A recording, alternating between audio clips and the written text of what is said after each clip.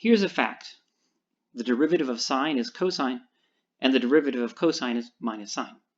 I want you to ask yourself this question, why? Every time I assert a fact to you in this class. Let's answer that question. The first step is to write down what the derivative of sine is. And because we're differentiating the sine function, we should expect we're going to have to do a little bit of trigonometry. Now, if you're a real trig whiz, you will have remembered that there is a formula for the sine of a sum.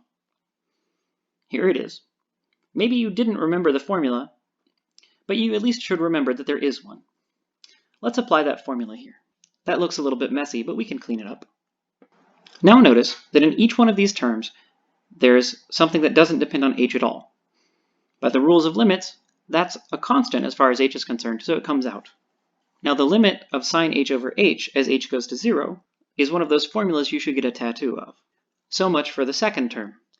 For the first term, we have to handle this limit, cosine h minus 1 over h as h goes to 0. As with all interesting limits, notice that this has the form 0 over 0. What can we do?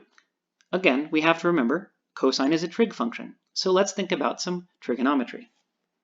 We know that cosine squared of anything plus sine squared of that same thing has to equal 1. That will allow us to solve for what cosine is as an expression in terms of sine. To do that, we need to take a square root, which means we'll get a plus or minus. That's no good. But remember, near 0, cosine is positive, so we probably want the plus version. Now we've written the thing inside our limit as a difference of terms, one of which is a square root. We know what to do in that case. As we usually hope to do, we get a cancellation.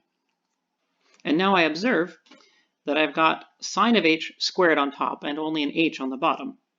If I multiply by h over h, I don't change the expression, but I do have sine h squared over h squared.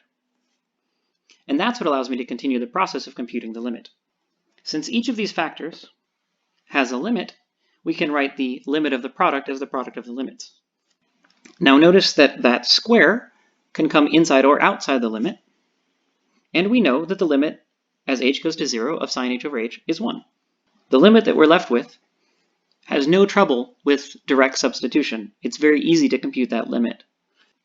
So at the end of the day, we're left with what we wanted. Namely, the derivative of sine x is cosine x. And all it took was a little bit of trig knowledge and some willingness to compute a limit. You can do the same thing with cosine. I'll let you do it, but all the tricks are going to be the same.